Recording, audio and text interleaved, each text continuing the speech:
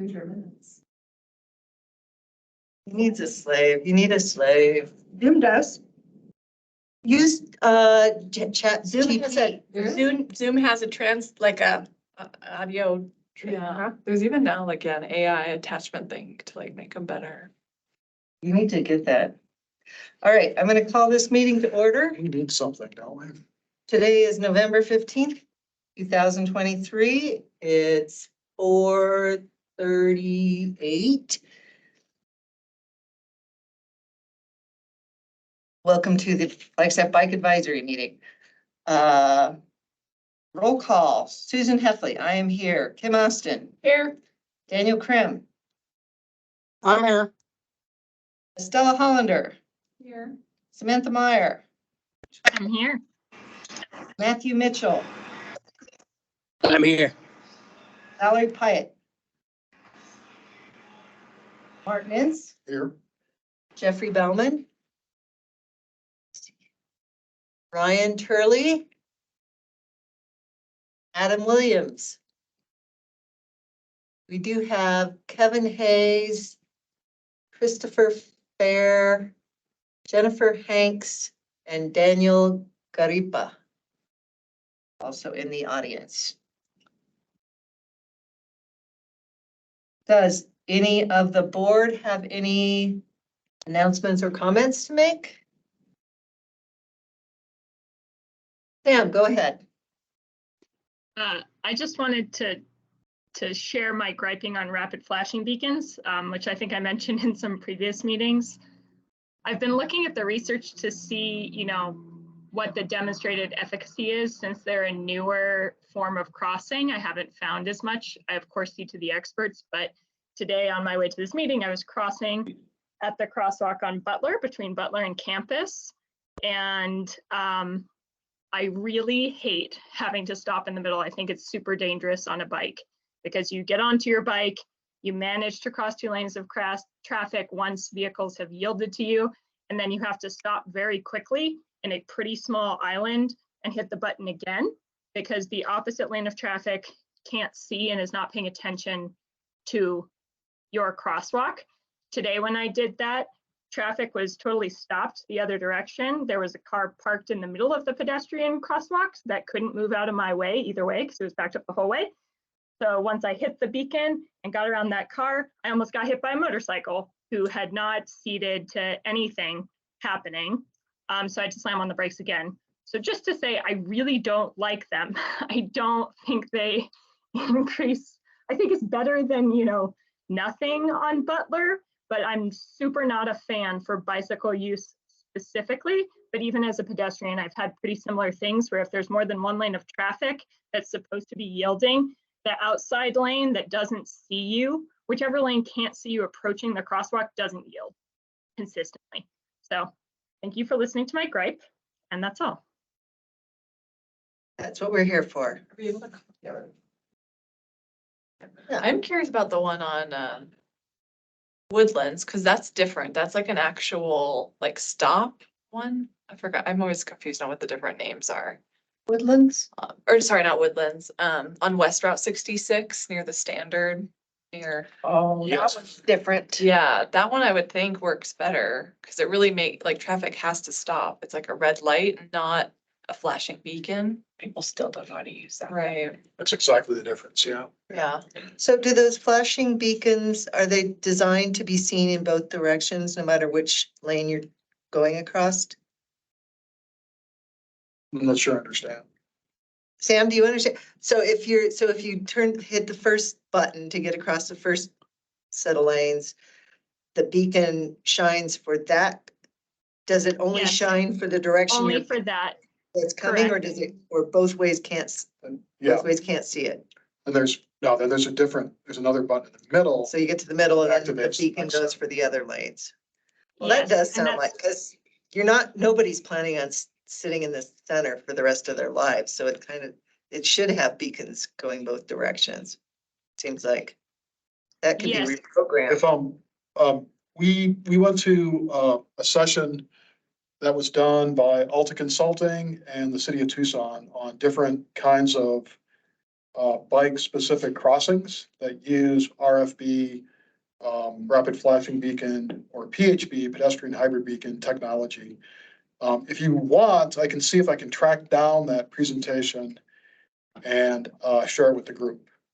Because they That do, would be- Tucson does some rather innovative add-ons to those basic types of crossings to make them work for bikes as well. I'd be interested.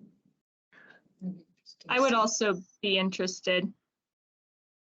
And maybe we can even agendize it. Well, I mean, one guy, he had like a whole bunch of the different examples from around Tucson, but it was really specific, like, this one, the curb is 8 inches high, so we did it on the left-hand side instead of down and then it was, like 12 different examples like that, which was, and it was, they were sort of rapid fire, so it's sort of hard to, like, I'm trying to get universal takeaways from what you're saying, and it's really hard because everything is really, really specific. However, I can see what they have for that presentation, and maybe we can pull some information together and look at it. But there's different options now that places use. One question, like the one on Lone Tree, and kind of near Franklin, there's one of those, and it has this like zigzaggy pattern in the middle, which as a cyclist, like, it's just annoying and like it's really It tight. doesn't work. Is that to slow down cyclists? Like, or what's the point? Or like, oh, damn. Oh, the engineers said that that was to help pedestrians because it forces pedestrians to look at oncoming traffic. And so the Z pattern is supposedly safer for pedestrians because you can't just go fully across, assuming that everyone's going to stop. But I agree, it's not useful at all for bikes. Definitely tripping hazard. I've tripped Oh, yeah. As a pedestrian. as a pedestrian, yeah. Okay, we probably shouldn't agendize this. Yeah, but we can, let's plan on that for December. I think that's a good conversation. Thank you very much, Sam. Anyone else have on the board have a comment, question, or gripe? Pet peeve. Matthew? We're griping. It's here for the agenda. Nothing? No, I got nothing. Okay, I guess that's it. Not even I have a comment for today. I was too obsessed with other things. There's one. That's public. You can wait. Okay, let's sum it up. So we'll go on to the public comments. And Kevin, did you wanna speak up at this time? Awesome. Yeah, thank you. Hi, everyone. Again, my name is Kevin Hayes. I'm the team lead for the Ped and Pedal Climate Action Team within the Northern Arizona Climate Change Alliance. And I just wanted to say just two quick things. First of all, Sam, I agree with you completely. And I can tell you I've had similar issues with that exact crossing. I cross it regularly and I have the same problems every single time. And I've also talked with other bicyclists as I've been in this committee. And I must say I have not met one person who is happy with that intersection who is a bicyclist. So I just wanted to share that. And then a second, just personal thing. Martin, I don't know if you know, I feel like my emails are being filtered into spam. Have you received my emails recently, Martin? Yes. Oh, okay. Yeah. Okay. All right. So thank you. Kevin, could you repeat again, what was that group that you said you were attached to? Ped and Pedal? Ped and pedal. Yeah, the Ped and Pedal Climate Action Team within the NASCA, Northern Arizona Climate Change Alliance. All right, thank you. Yep. All right. Anybody else from the public? Jennifer, go ahead. Hi, I just wanted to say I'm here again. I applied to be on the BAC and I just want to sit in tonight, learn about some of the issues and see how the meetings flow. And I'm excited about the possible opportunity to serve on the committee in the future.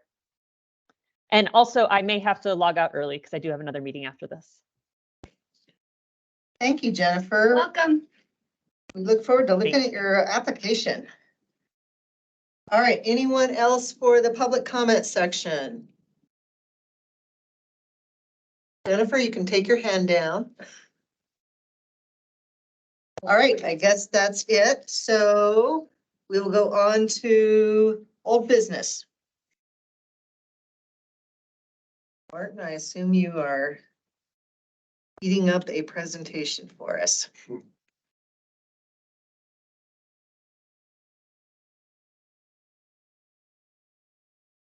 We have no city council people on this today, or even recovering city council people.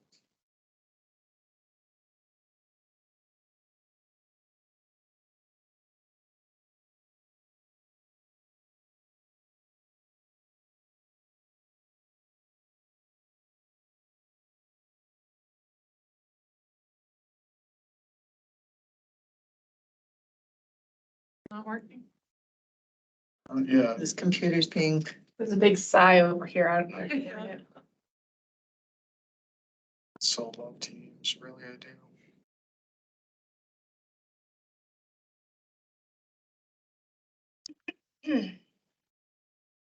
anybody want to go into more detail on their pet peeves and gripes? While we wait, I'm glad it hasn't snowed yet from a Yesterday. perspective. Monday and Tuesday were gorgeous. Yeah, I hip replaced this winter too, so I'm kind of hoping it doesn't snow since that's scooping the 6 houses all last winter. Kind of did my hip in. It's this part that. I had to walk around the bottomed out. corner to find a spot that wasn't too tall for me. I'm short. You know, you have to like pick up shovel and walk around. Oh, yeah, the short people had a lot longer And then come to back. walk. Never got to the point where I actually could step off my roof, like, wasn't that the 2009-10 winter? Where, we had to scoop off our roofs. And then re-roof them. So all the shovel marks. Looks like you're ready. Go ahead. We're ready. So the first item is on the Butler Fourth roadway project. Any chance you could switch these?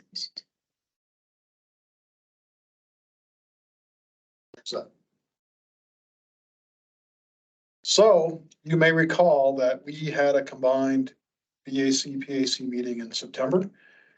And we're given a presentation on the Butler Fourth roadway project, a lot of which concentrated on the intersection at Butler and Fourth.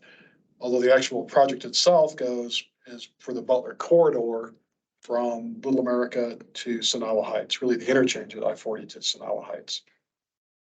You may further recall that we reviewed 4 different alternatives for that intersection, which included 2 conventional signalized intersections, a roundabout, and a no-build alternative were the 4. And head and bike committees were asked to give their rankings 1, 2, 3, 4 individually, and then they were combined. And if I remember correctly, bike advisory committee was split evenly 3-3 on the 6x6 conventional intersection, the 2x2 roundabout. Does that sound about right? And that's why it was split. There weren't 7 votes. I was here, but I feel like I I know I didn't vote because I had to leave early. Was that it? You may have. I You feel like might I have. had to leave early, and so maybe I didn't vote. Okay. But I saw the presentation, so Saw the I presentation. know what you're Okay. talking about. Okay. Well, I know I voted under protest because I didn't like any of the options. Okay. So the same presentation was made to a handful of other city commissions, and the same process, went through the same process of voting. And in the meantime, we were working with a roundabout expert on a way of what they refer to as optimizing the roundabout option. And I don't have an image of it here, but you'll recall that the roundabout was two lanes in each direction. Mhm. And then right-hand slip lanes, so 3 lanes on each leg. And so I mentioned we went through a process to try to optimize that to see if a different configuration, a smaller configuration would work. And this is the design that was developed. This was done in time to present to City Council on November 7th. And council gave staff direction to move forward with this option, which we refer to as Alt D. Since before we had Alt A, B, and C, and then no build. So this became Alt D. And I'll just show you kind of what some of its features are. First off, there are really no dedicated, no right turn, channelized right turns. Actually, I take that back. There are a couple, but there are no channelized right turns in addition to two entering lanes. So here's one. And just for orientation, this is north, south, east, west. So north at the top, south at the bottom, west to the left. I think your pointer is lining up to where you're It's putting it. just slow. Okay, never mind. Yeah, I'm looking at your screen. I'm with you, Martin. You're right. That was it's not. working great. It is not. You are correct. Like, I looked over there, it's like, oh. I know, I started that's what looking at that. I'm like, no, I'm gonna look at the screen instead. Well, those look like pretty much 3.5 slip lanes to me, if not 4. Right there, pretty much. This is a single lane. Yeah, So there's two entering, one circulates, one goes right or straight. Just to clarify, that lane you were just on could not make a northbound movement, like on Fourth Street, meaning it That's wouldn't go correct. around. Right. So if you're going north, this would be like the left turn lane. Are there like a barrier? Like, is that, is it Yes. a white line or is it like a full on? That would be a raised island. Okay. Full- the black areas are raised. Yeah, Oh, Yeah. no, I'm talking about, Oh, the actual Like- crosswalks. so how Estella was asking. This person can't get back in the lane and go around, right? correct. They can either, the person in this lane can go make a right turn Uh-huh. southbound or go straight. So what I'm Couldn't asking they- is, can they they- jump the lane right there? Is that a white line or is that an actual barrier or what is that? It's a white line.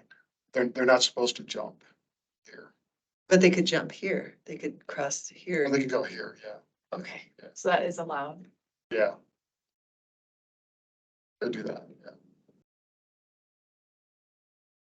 But that's not so the survey that went out had 2 more options that you're not listing, that you're not mentioning here. Yeah, So are those off the table at this point?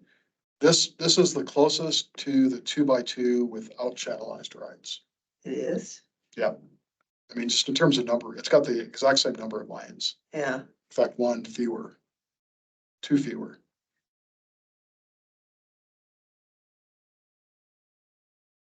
I don't Okay, so the original, I don't remember all these islands in that. there's always splitter islands. So Yeah. these are probably new.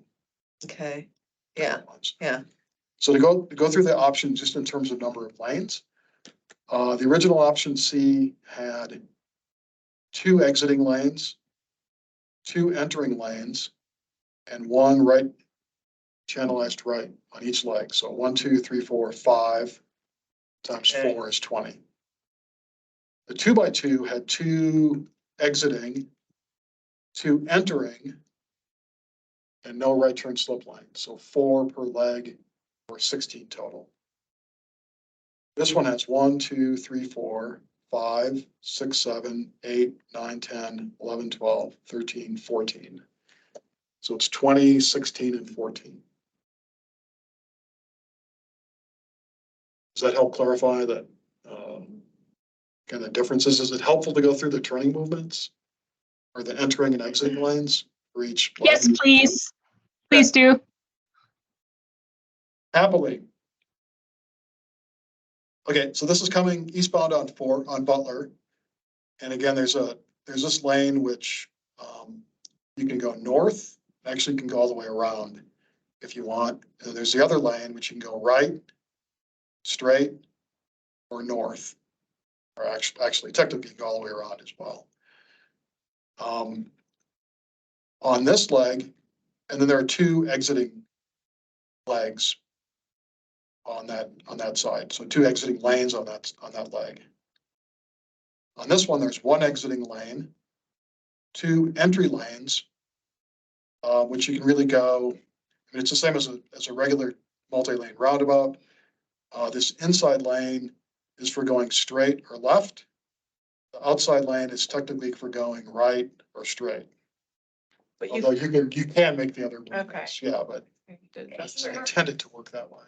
Could you, which is fourth, which, you know, what I mean, like which way is which? So is it coming down Fourth and going out, down Fourth? Yep. To like the Humane Society? Yep, would be. And this then way. Butler's the cross? Yep. Okay, I just needed, thank you.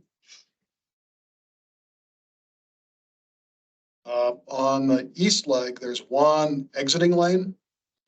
And we don't see it here because it's off the page, but presumably that splits into 2 lanes once you're outside of the roundabout. But at the roundabout, there's 1 lane. Entering on that leg, we don't see the arrows, but would be the same as this. So straight or a left turn and a right turn or straight. Be the 2 entry lanes. The north leg has 2 exit lanes and then 2 entry lanes.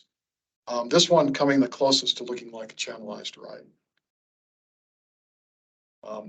Can I ask a question? How come? What designates only having 1 exit? And can't you make it?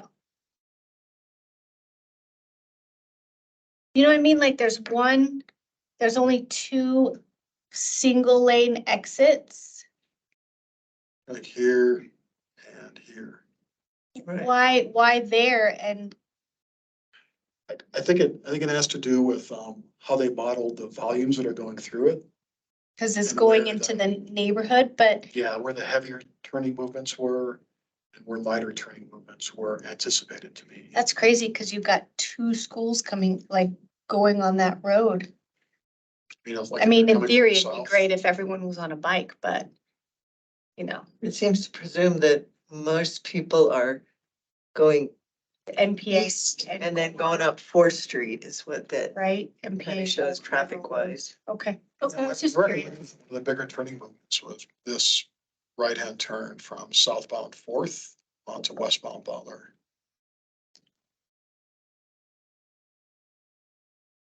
So as a cyclist, are those kind of lighter gray lines? Are there, I guess, what is it, are there bike facilities off-road or off-street facilities?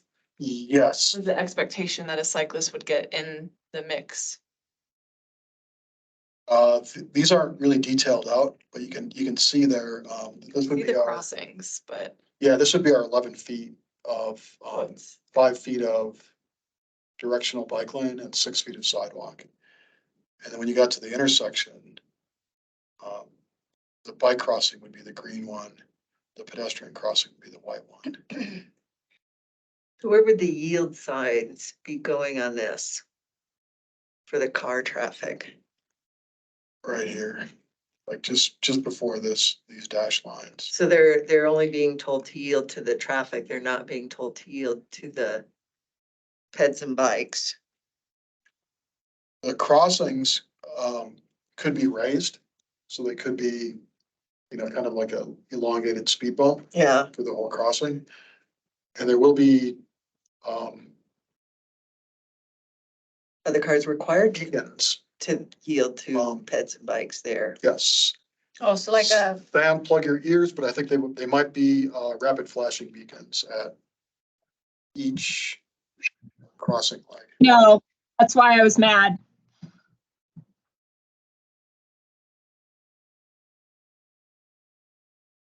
yeah, and again, I mean, it kind of, again, this is not that detailed out, but just in these islands, like these sharp corner, I don't know, it's just not comfortable on a bike to have to turn quickly and like stop. It just seems very stressful as a cyclist.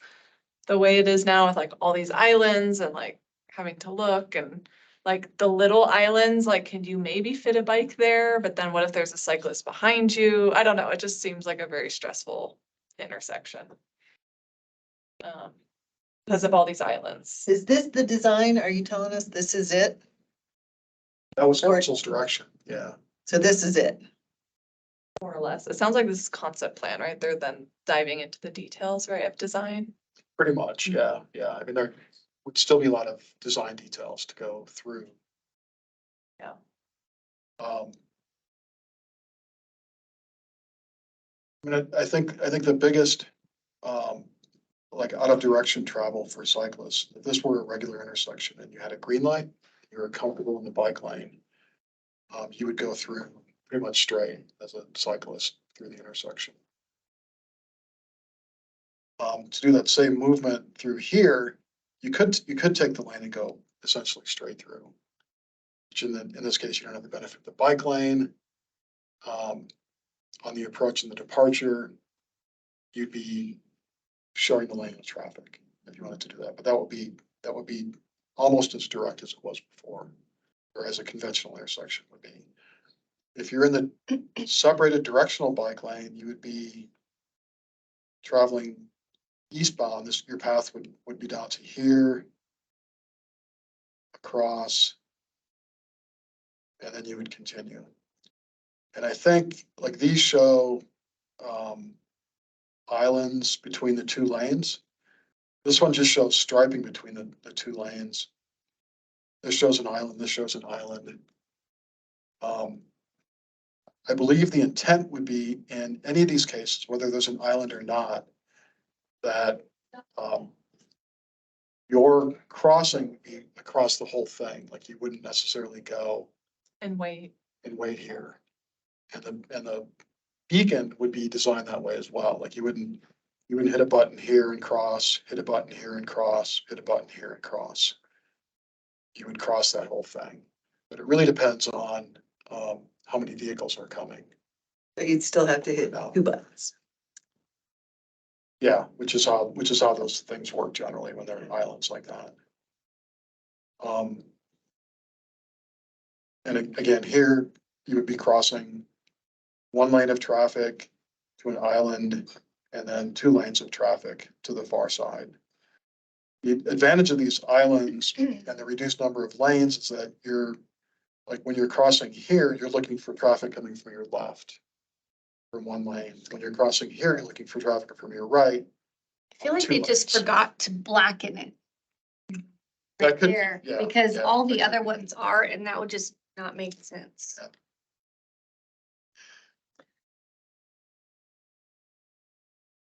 How wide are the travel lanes? This, you know? And a half? No, they tend to be a little bit wider because they accommodate trucks through these Oh, because curves. we've got the So they're more like 18-wheeler program. 16, 18 feet. Yeah. Each lane? Which is typical of roundabouts. Because and maybe I'm worrying too much about the top 10% or whatever.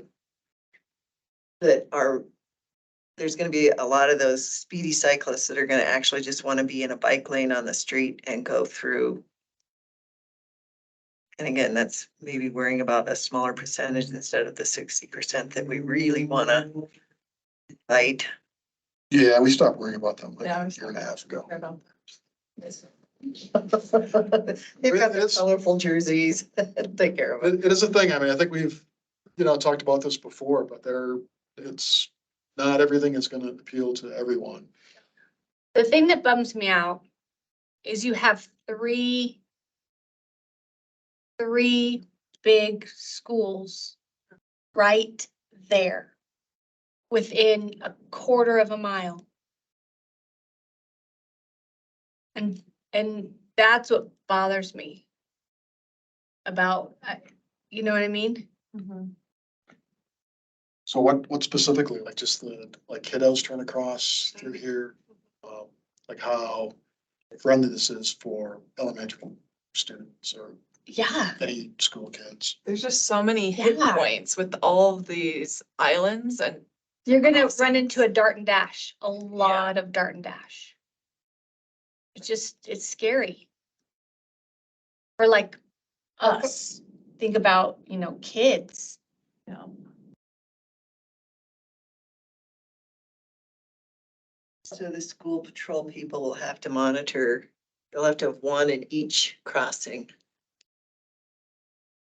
Well, Get comfortable. the rapid flashing in front of Mount Eldon Middle Mhm. they have 2 crossing guards there because the kids don't know, right? Or we don't trust them to stop, wait, press the button and wait for traffic. So they have 2 and they stop both lanes of traffic and press the button, but they do it at the same time and they coordinate it so that they can get the kids across. So you get Sonoa and, Knowles, where's Knowles? Is it across near from Sonawa. Sonoa, I thought so. Further down. To the, One on Cedar, right? Is MEMS still? Or used to be Can you repeat MEMS? that, Sam? Repeat One on that, Sam? Cedar as well, right? By a school? Okay. Cedar, yeah. I think Yeah. that's the one Kim was talking about, I think. Is that right? Yeah. Yeah, that they stationed 2 crossing guards at. Okay, thank you. So so there's the big dark brown circle. And then there's a circle around it that's not being used by cars like at all. Do you know what I'm talking about? There's the dark circle in the middle. No, if it's Sorry, like, in the middle circle. yeah, well, isn't it like, on And then there's a one layer out. the Schweitzer Mesa, that gray area that surrounds the dark Like, area? could that be removed to shrink this whole intersection a bit more? Do you know what I'm saying? Wheelers. It's, yeah, that's usually. Now they can use 2 lanes according to Arizona law. Like, That's true. I don't know. It just seems like that could then reduce some of the number of islands and just shrink it up. And you could keep the same number of lanes, even Why though, can't we have one out? Like I in know, one, ideally this would be a single lane roundabout, but I just, Yeah, that is that gray that's inside the white line is the truck apron. oh, And it's usually elevated a little bit, so you okay. Yeah. can drive over it, but you wouldn't necessarily want to. Well, Schweitzer is like that. It's got a raised curb that you can roll over without tearing up your car. and it's, In theory, there's a lot of marks on that sucker. there's a lot of marks on it. Yeah, I mean, for my closing thoughts, is this better? Yes. Is this great? No. Like, I don't, to me, it's still like a missed opportunity to put a true, like, protected roundabout for cyclists and pedestrians. Oh, man, I just want Just do a Dutch a roundabout. raised bridge. I just want a bridge over the whole thing. 2 bridges I know this is, I don't think they gave that to us as an option. or can under. I ask? Why does it have, I mean, obviously this is the horse is left, like, so, but was a roundabout our only option? They had, They like had a 6x7 7x7, or 7x7. 6x6. And then for those 6x6. sub options, they had the 5x5. But so city council did not discuss those 2 options that were in the survey at all? Not really, but they were presented as not meeting city code or level of service. For now or for the 20 years in the future that we're not supposed to be designing for? That one. 2045, right? Yeah. There's no water left in Flagstaff. Yeah. And no cars, That's because the next one commission. we wanted to think progressively. Silly us.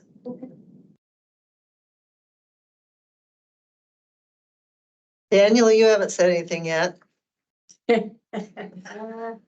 I think I voted for the 5x5, without the roundabout, if I remember correctly. So, no, this is definitely much smaller than some of the other options that we looked at. I think this is the smallest option that could probably fit there. I'm looking right now at Google Maps at that intersection.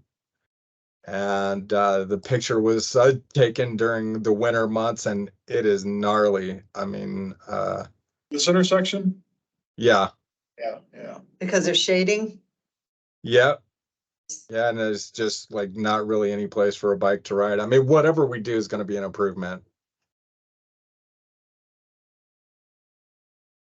So, talk for a moment, about,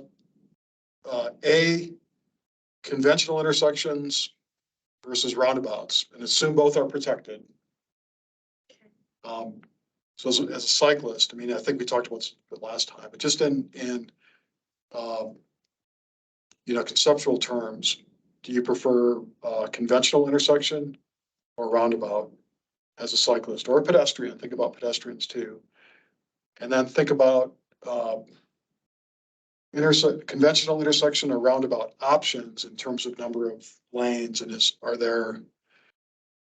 it as simple as just conventional intersection versus roundabout, or are there roundabouts that could do really well and roundabouts that could do really poorly? And if we went a roundabout that could do really well, what would that look like? Or a conventional intersection that would be really well designed, what would that look like? Does that make sense? Get into details, I guess, like what.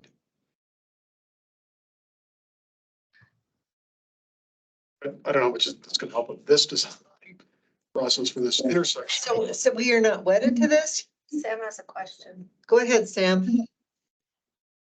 Oh, no, it's just if we're ready to start talking. Let me know when you're ready for my opinions. Go ahead. I would pretty much always prefer a traditional intersection to a roundabout unless it's a single lane roundabout. And the reason for that is that I think that drivers, if they are yielding instead of stopping, are looking for cars always and pedestrians and bicyclists infrequently. They're supposed to be. I don't think they do. That being said, in a standard intersection, I think the biggest danger is turning traffic, especially right turning traffic, because people also treat stops as yields, like red lights as yields or stop sign as yields. So anything to prevent people from automatically turning on green or red lights, I think does a lot for bicyclists. Like I'm specifically thinking of Ponderosa and Route 66, which I've said in other meetings is the most dangerous part of my commute always, and it's because of the right turn lane. People will turn right towards the train tracks even when the sign telling them not to because there's a train is illuminated. So anything that prevents people from making turns without checking the intersection, or could potentially do that, I think would be beneficial. But in my opinion, having drivers come to a complete stop is almost always better than having drivers yield. So those are my hot takes. Thank you, Sam.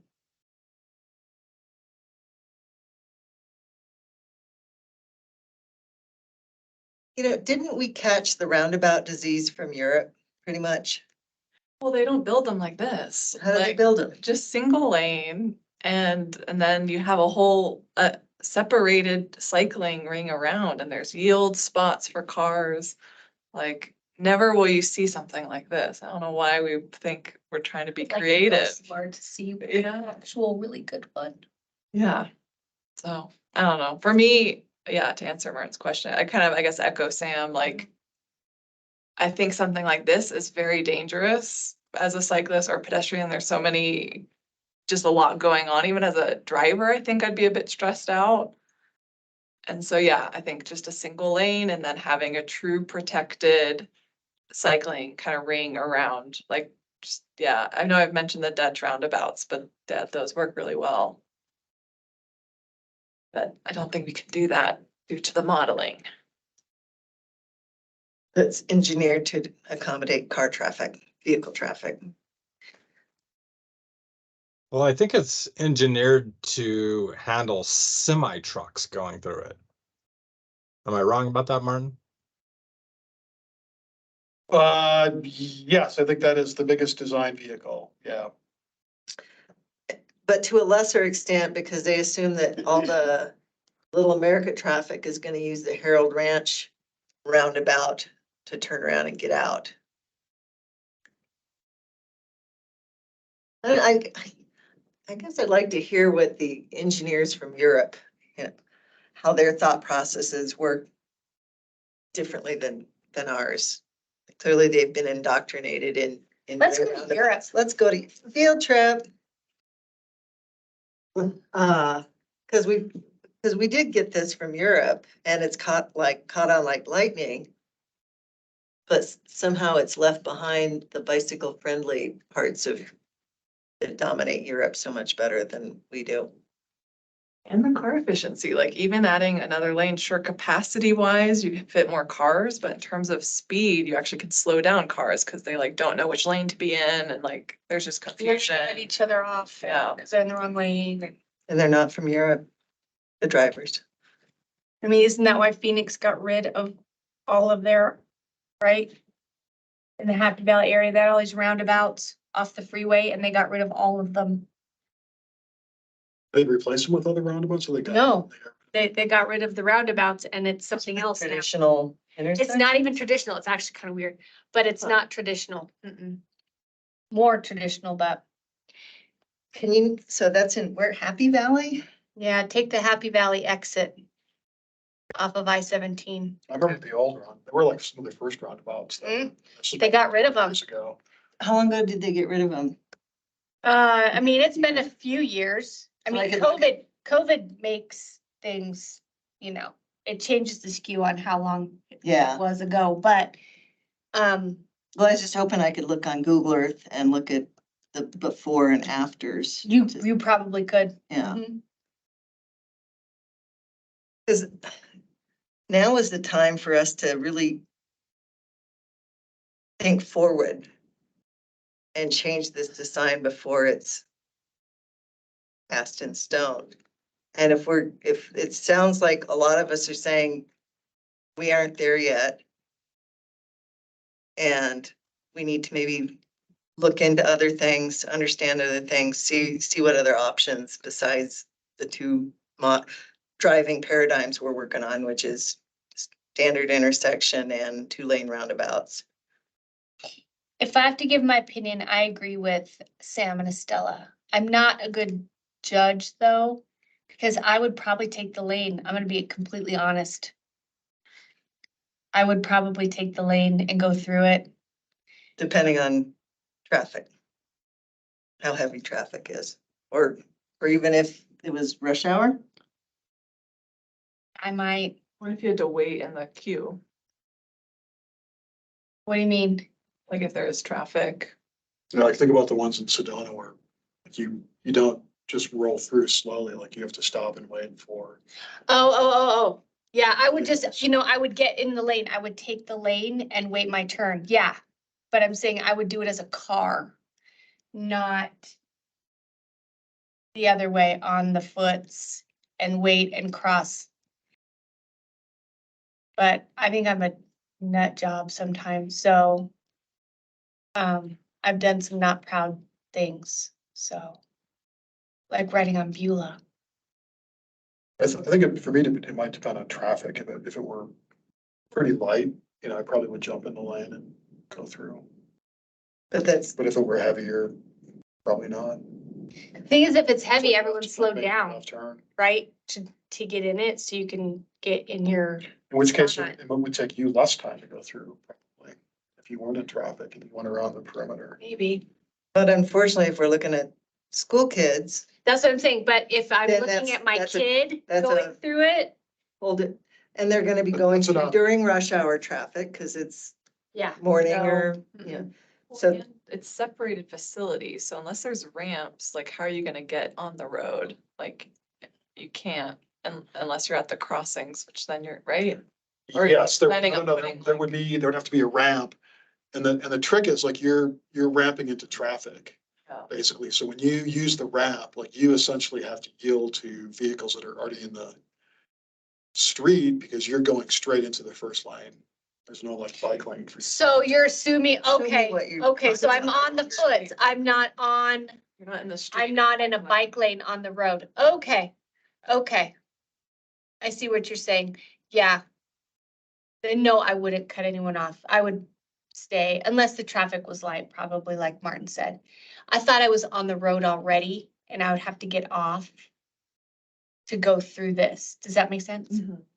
So you would either have to exit on the first cross ramp you get to unless there's, I don't know what the curbs are gonna be like on this, if there's gonna be curbs or what. Whether you could jump onto the lane way back before you even got to the roundabout.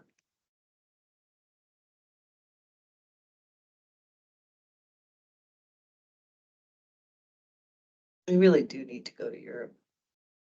Okay, I'm gonna ask a couple of questions just to kind Okay. of, like tease out, some of these things. So when you look at this, is that primary issue, the size of the roundabout in terms of number of lanes? Like if this were a single lane, it would be a completely different scenario. Yes.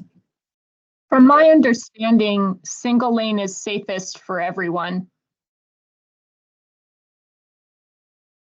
And it would just have to be a big single lane to accommodate the 18-wheelers. I feel like this has more conflict points compared to an intersection, which has a ton already. But just with these like little islands, you have more conflict points than even with the traditional, right? No, I think they're less. I think just because they're, split out. Like you're crossing a lane, crossing a lane, crossing a lane. So then you could get hit 3 different times, like going straight versus in a traditional intersection, it would just be twice. Right? You know, 4-lane intersection, I guess I'm just like, if you were to go straight, like where there's the 3 crosswalks in a sense. Do you know what I mean? yeah, I'm trying to. I'm sorry. You would have, Like if you're going eastbound, Point. if you're going eastbound through the roundabout, like straight through. or going south, or sorry, north to south. If you're trying to go south on 4th Street. So you're crossing at that west crossing going Yeah. down. Okay. You could get hit, I guess, 1, 2, 3, 4 times. Yes. And in a, like, if this was just, I guess then if it'd be also then a 4, okay, never mind. I guess, yeah, if it is then a 5x5, you could get hit 5 times. So it is, never mind. An intersection. Okay. So there's 2 lanes of through vehicles in each direction. So that's 1, 2, 3, 4. There's left turns and right turns. Okay, so I guess it is better in that sense, but still, to me, not Yeah. great. Okay. Is this a perceived? You know how that whole, that, you know, where you think it's like standing on the edge of a cliff. You're scared, but It's just, it's safe. it's safe, but it's uncomfortable. That's what I'm asking. Is that what this is? Are we feeling like this is? I mean, is it safe? I mean, I feel like it's difficult for pedestrians and bikes. But am I wrong? Is it not? What is it? So do you have safety statistics for pedestrians and the cyclists in this kind of setup? I think there's good, safety studies for single lane roundabouts. I think for a multi-lane, it gets a little bit, more challenging to find safety studies, but because like two things happen when you go from single lane to multi-lane. One is your number of conflict points increases. So you're still, like we talked about, you're still below a conventional intersection, but you're essentially doubling your conflict points at each crossing from 2 to 4. 2, I think it's more challenging to control speeds through a multi-lane roundabout. So one of the advantages, safety-wise, of a roundabout is that vehicle speeds are slower than if a car were going through a conventional intersection, which automatically helps with crashes because you have fewer crashes because people can see better, the cone of vision is wider. They're more likely to see you, and if they do see you and have to stop, their braking distance is much less. So you avoid crashes right off the bat because of those two things, just because of speed. And then if there are crashes, they're less severe because speeds are lower. But I don't know why it seems so difficult to find. We have to do just, more diligent research on safety studies of multi-lane roundabouts, but it may be because you introduce so many other factors and it's hard to narrow just, it's a standard multi-lane roundabout. There's channelized rights, there's different configurations. This one is multi-lane, but there's nothing regular about it. So that might be part of it. But I think we know that single lane compared to multi-lane single lane is going to be safer than a multi-lane for peds and bikes.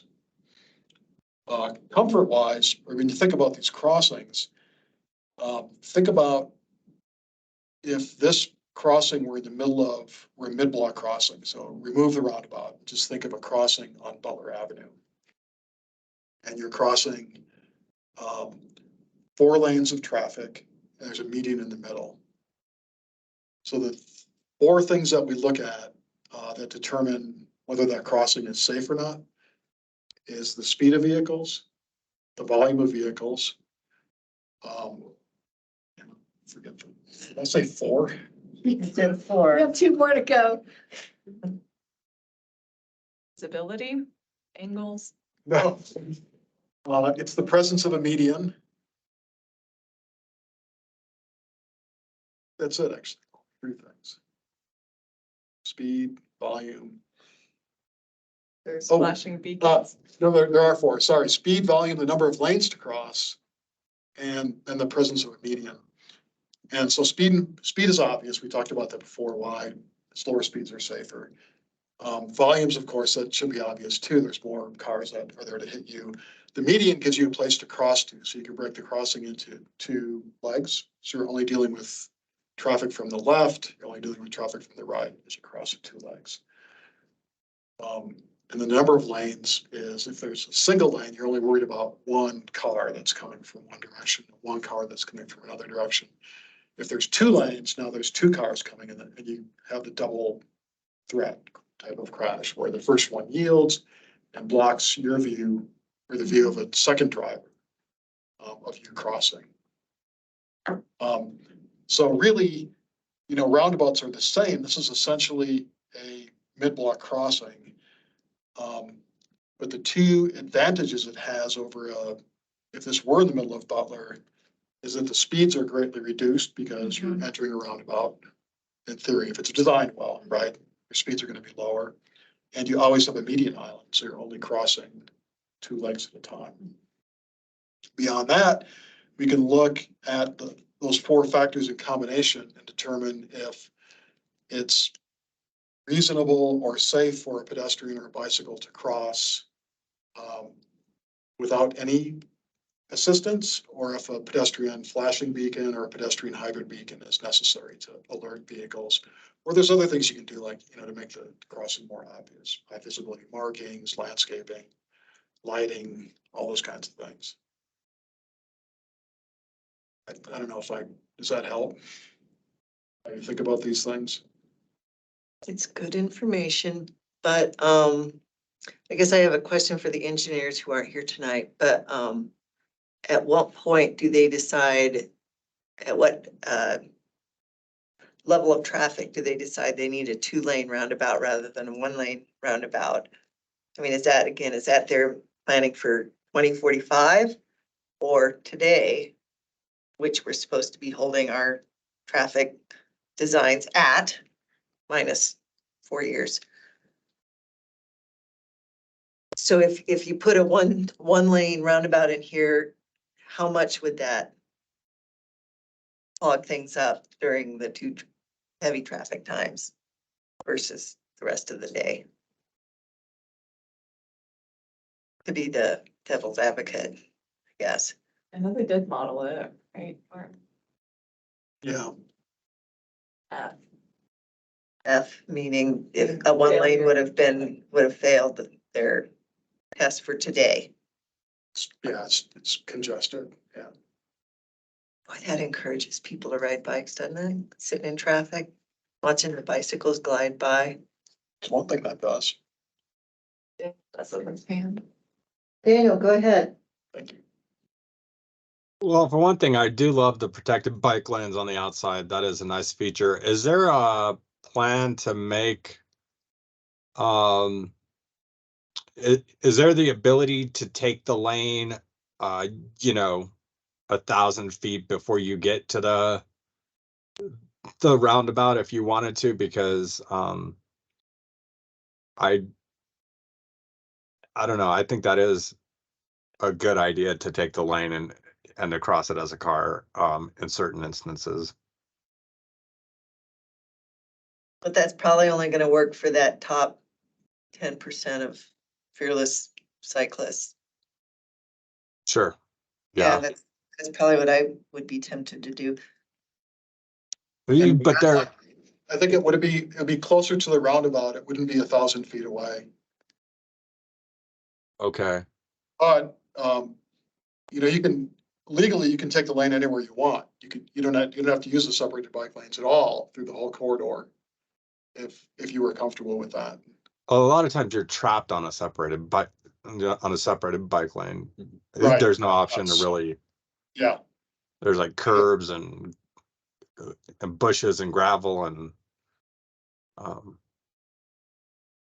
yes, and then So like would there's places you could, like if there's a driveway crossing, for example, you can get into the roadway there, or wherever we provided a ramp from the bike lane onto the street.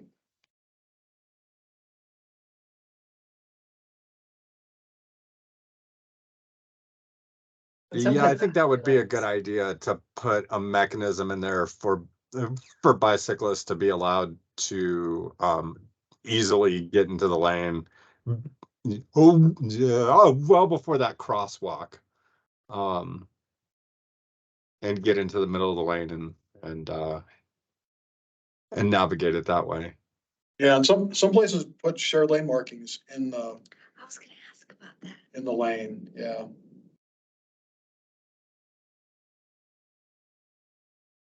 Yeah, I think they should do that. Yeah, I like that idea too, the shared lane markings. Um, Or just the outside ring or both of them? No, I think all 50 lanes should have.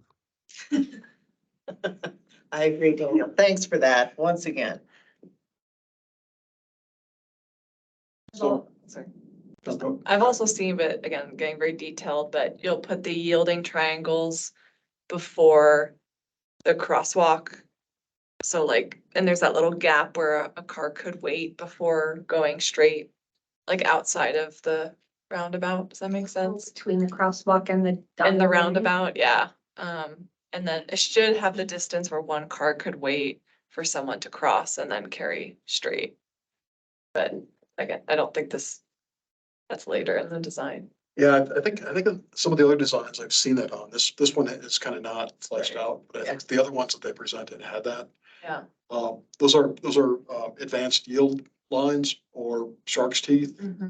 And if they're far enough back, they help reduce that double threat crash, because when the car in the first lane stops at the advanced yield line, then a car in the second lane has a much broader field of vision and can see you in the crosswalk.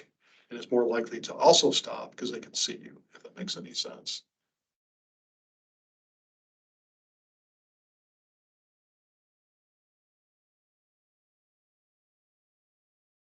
And I'm not sure how to literally to take this image, but the right turn lanes look a lot like slip lanes. And they don't have So the inside lane has more of that curve to it that's supposed to slow it down before it hits the roundabout. Although I can't see what's slowing them down outside of this image. But yeah, that makes me really nervous that a car making that right turn, they're not made to slow down as much. And it feels a lot like a slip lane almost. Putting in the raised platforms would help a lot. The raised crosswalks. Yeah, I mean, that would have to be an essential. I mean, that'll definitely slow cars down too if they have a raised crosswalk on all 4 axes.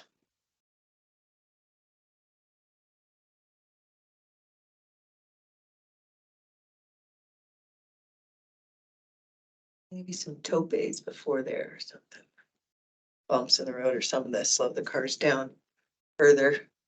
Matthew, you haven't said anything. What do you think? Matt? Wake up. He's fishing in his pond.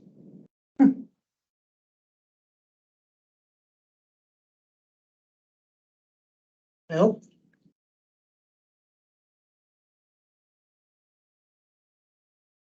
Sam, do you have any other comments?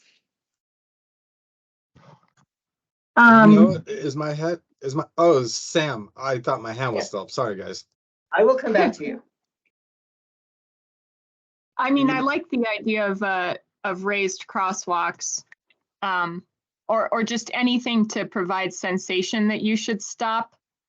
I'm not crazy about the rapid flashing beacons for reasons I mentioned before, but I guess I would rather have them than nothing as a yield. They do signal something. And I agree that depending on level of traffic flow and other situations, I might also take the lane on occasion here. So having those markings could be helpful.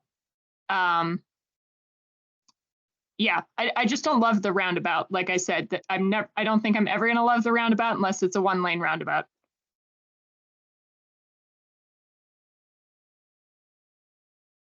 Is that general consensus around that point? Seems like one single, yeah, it sounds like. Matthew?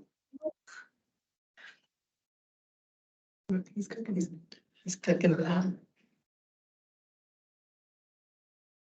Okay, if we remember that at the September meeting, there was an exercise to vote your preference. And it was 7x7, 6x6, and then the 2x2 roundabout with right turn lanes. So if this were the roundabout option, or if we had those other 3 options plus this one, which would you vote for? I guess it would come down to if the options were 6x6 conventional signalized. Meaning, This okay, one, sorry. Like 3 lanes on, One or of them, 6 lanes on, 3 going. one of them being a turn, yeah, or is it so- 3 plus a turn?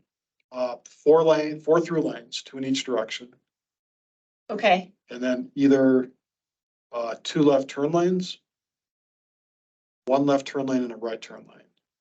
So 6 legs on each intersection. okay, that's a 6x6. Yeah. Okay, and then you said a 5x5 is 1 turn lane. One left turn lane.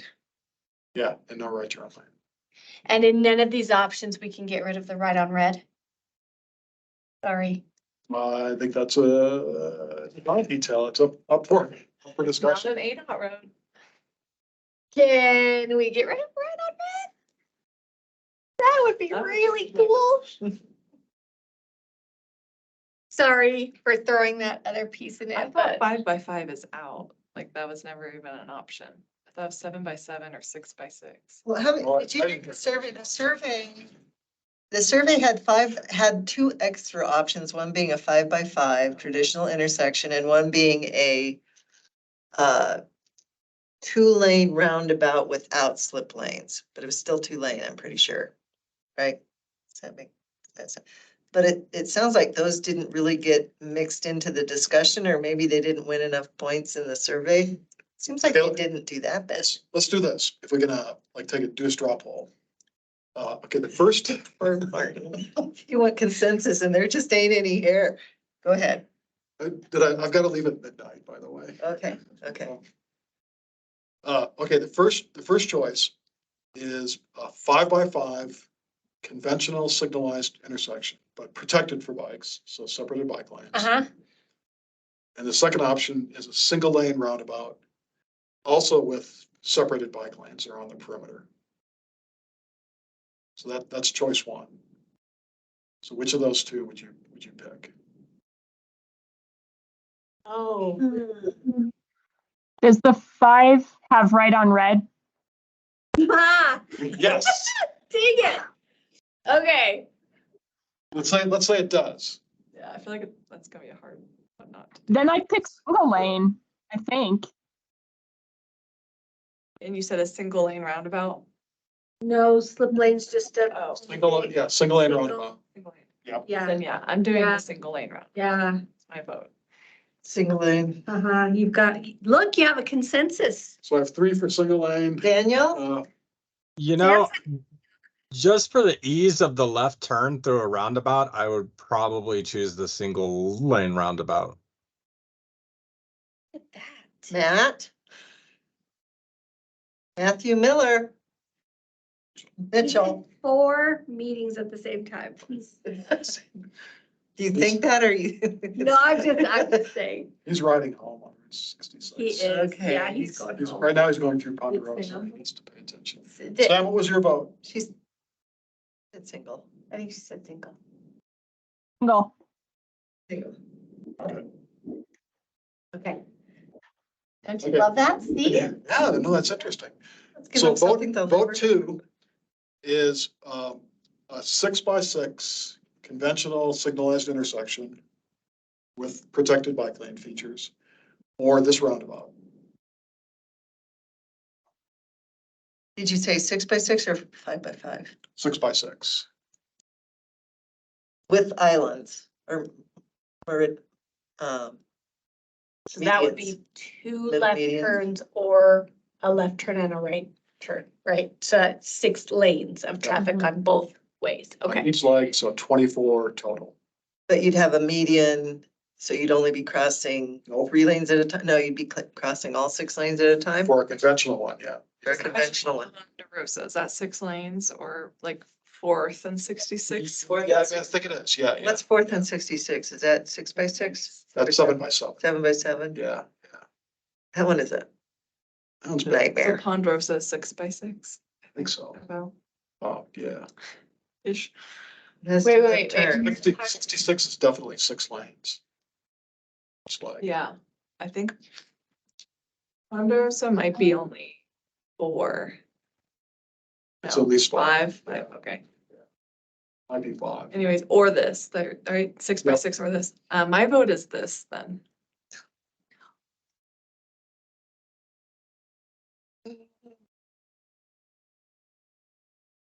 Yeah. Sam? I'm not sure because I would like to be able to cross all the lanes of traffic at once and not have to stop. But if you were an old man or a small child, Right. Yeah. If I was not me on a bike, Rainbow. I would probably prefer this. But if I was me on a bike, I would probably prefer 6 with a stop and no right reds. But just because I think, again, I prefer hard stops than yields. I feel safer if people at least have to pretend to stop. So the lesser of 2 evils, huh? I think so. Just kidding. it's Sophie's choice. Oh. Does the 6x6 have a pedestrian bridge? Oh, didn't we mention they all have bridges? Yes, but it's Okay. 2 miles away. I'd probably go with this. Roundabout? Yeah. Put mine down too, Martin. Roundabout? Yes. You're trying to trick us into saying we like this. and we're not Are gonna do it. seriously, that's So your whole evil. point. Like when people see and Yes. transitive property is that? That was slick, Martin, so slick. Daniel, do you have a feeling you're gonna walk out of this meeting and I'm gonna have both my 20 and your 20? I only have 4 votes. Who didn't vote? I haven't voted. Oh, okay. Madam Chair. Uh, And Matt. I would be half tempted. I would do a 6 by 6 with a median. You don't get that option. I like to make my own rules. If I don't like the options, I like to make up my own. But I To think express- you're, like to cross, it would take a long time.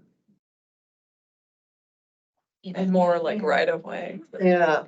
Well, and I have to, I mean, if I was like, on a because, bike, like a median island, even when you're crossing at once, like provides some degree of comfort, but they typically aren't planned to have people stop in the middle. yeah, Because it just Never takes seen that. so long to stop in the middle, unless it's really, really big. yeah, I mean, I don't think at the 4th and Route 66, there is no island. It's There's no island there. and it sucks to cross, but I still think like if I was walking, I would feel differently. So I want to clarify that I would only say this for bikes, that once I'm in the intersection on my bike at that intersection at 4th and Route 66, people stop for me because they see me.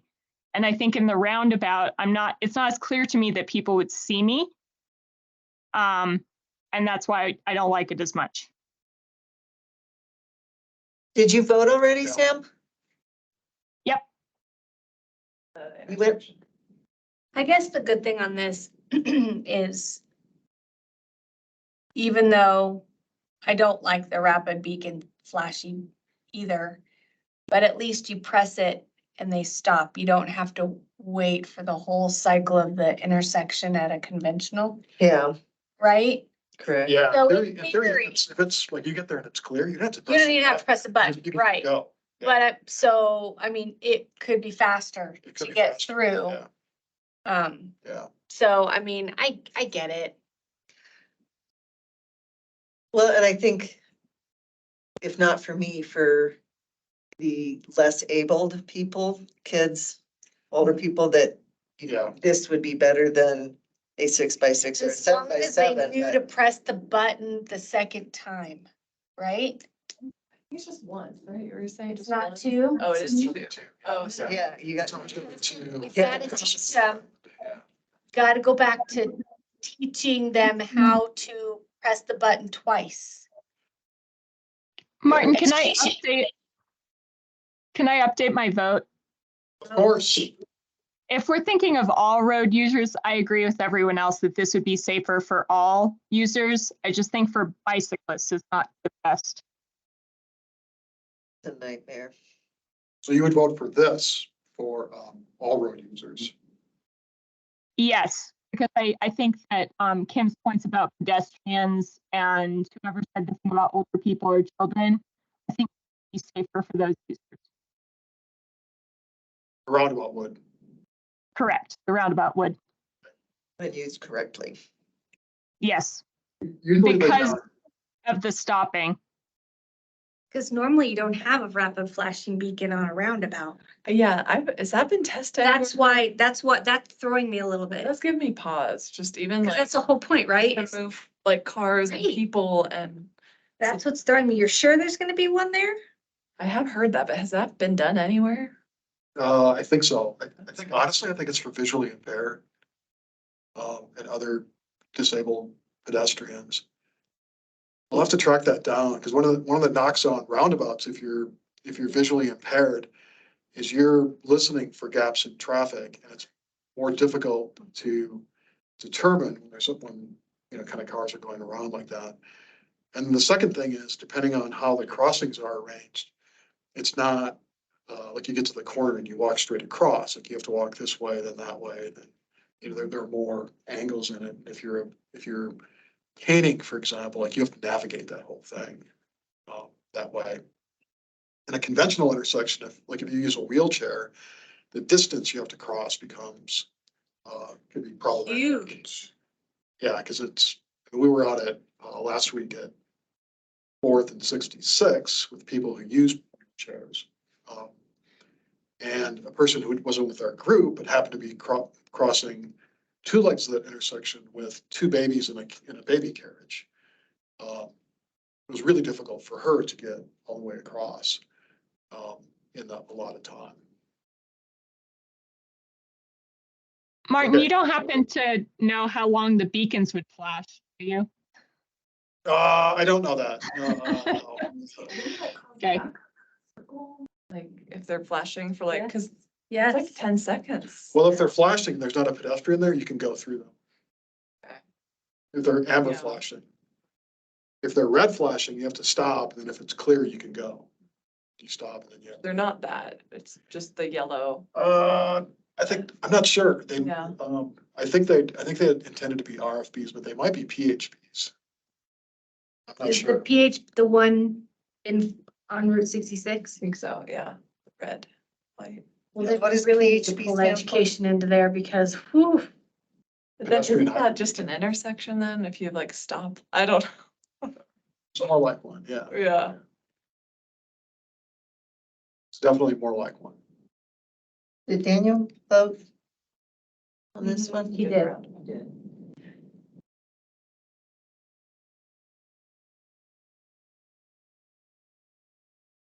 That was sneaky. It needs to be. Good look at the rest of the stuff. Yes, let's look, move Yeah, on. we got 6 hours till midnight. 5 of 6, and we're literally on slide 1. No, really, really good conversation. Would you rather get shot in the arm or the leg?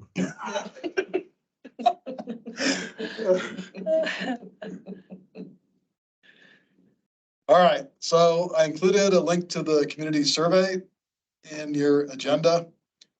We received 179 responses, and I That's not bad. included some of the highlights. So we asked people to score project priorities. And we said 1 is not at all important, and a 5 is very important for each one of these things. And you can see that safety came out on top, followed closely by ped and bike. 0 is not an option though. 0 wasn't an option. Okay. Yeah. So 3 actually is in the middle. Yeah, 3 is right in the middle. Yeah. So environment, equity, traffic flow, future traffic, carbon neutrality, transit, and poor aesthetics never gets. Seriously. They always get short shrift. So any thoughts? Carbon neutrality came out so low. And they also have environment, which I'm like, what's the difference really? Or I don't know. Well, there were a lot We of, didn't really define one. well, as you read the Argued against it. in the comments, there were a lot of people that said, don't remove a lot of trees. Oh, yeah. So that would count. Maybe that's what they meant. Other thoughts? I was pleased with those results for the most part. That bike got second best and safety, I mean, that's kind of all the same thing. Yeah. I took it 100 times. No, I'm just kidding. I wondered why some of those comments sounded the same. But you know, like FBO pushed this out and like, I don't know. You pushed it up? I don't know, which is fine, but I'd be curious. 179, I feel like it's not that much for like a whole neighborhood and I don't know, whatever. Well, Mark, you're These the, results are not necessarily They're skewed a bit. representative. Compared to the public meeting, these are skewed. how was the public meeting? I didn't get to go to that. About Snogwa Heights, how backed up it gets, how they can't make a left turn out of the So it neighborhood. was the car people complaint. Well, and then there were a fair number of comments that seemed like just designed for the cars, you guys, just get over it, just designed for cars. Just make sure we don't have to wait in line and we can go fast.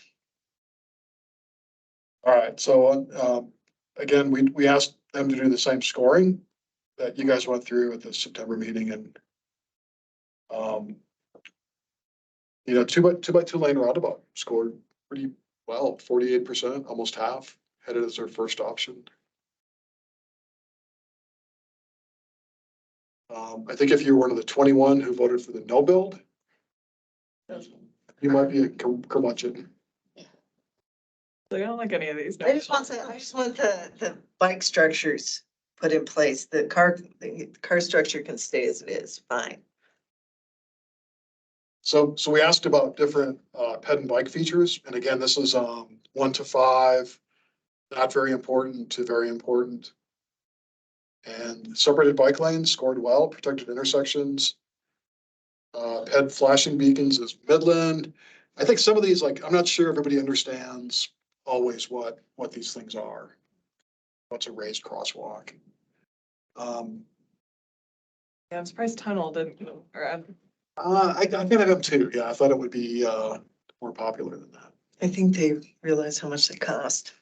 I think if we had asked about a bridge, that it might have voted. I think people feel better in a bridge. Yeah. The tunnel's kind of scary. Yeah, well, especially, the kids angle, they didn't want their kids down in a tunnel with the homeless people.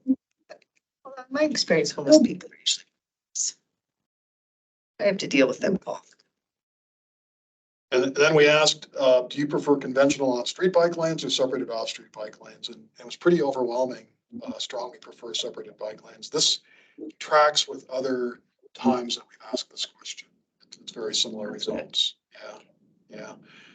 So does this change how we think about the idea that we're not necessarily meeting the needs of the highly competent riders? Do you feel better about that? It makes me feel a little bit better. Oh, sure, Oh, sure. I'll take that. I mean, I think, those 8 that strongly prefer conventional bike lanes are probably, they can still though be in the road, right? They're legally allowed in the road. They have to take the lane. after yeah. Oops, that's all I have to. I mean, that's almost 92% if you combine like somewhat strongly. Yeah, that doesn't leave much out. Powerful. Even I will concede that that's a powerful statistic. Statistic question there all the time.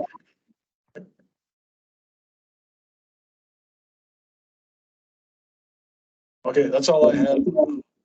We'll keep that as a report item, so we'll progress if they need to come back at some point and talk about design details, we'll do that. Sorry, one question. So when they went to council, that wasn't an action item, right? Or like, did council vote on that alternative that now that's what they're designing? Not formally, but they were looking for direction. Okay, yeah. I mean, I think to some extent, I'll be candid. I think the council was pleased that an effort was made to reduce the size of the other 3 options that were presented. And since there was, general support for a roundabout, I think it gave the council kind of a good place to be.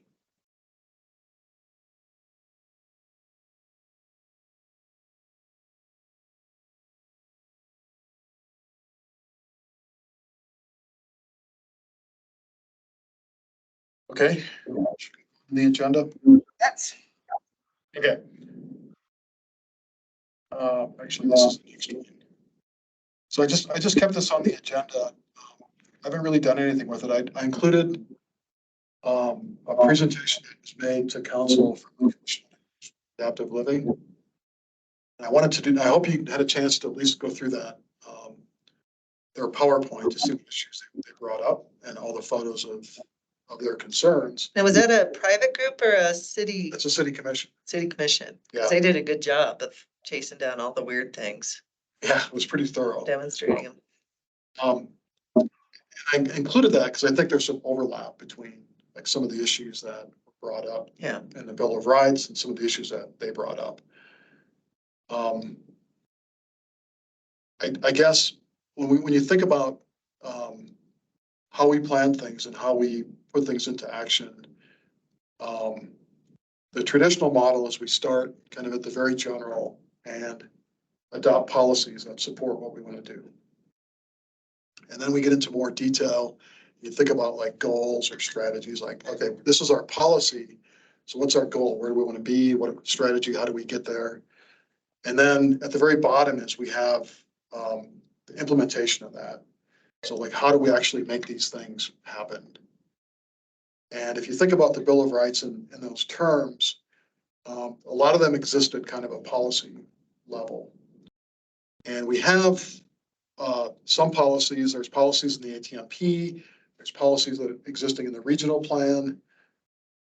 They tend to be very general and by themselves don't change anything. They're essentially pretty words.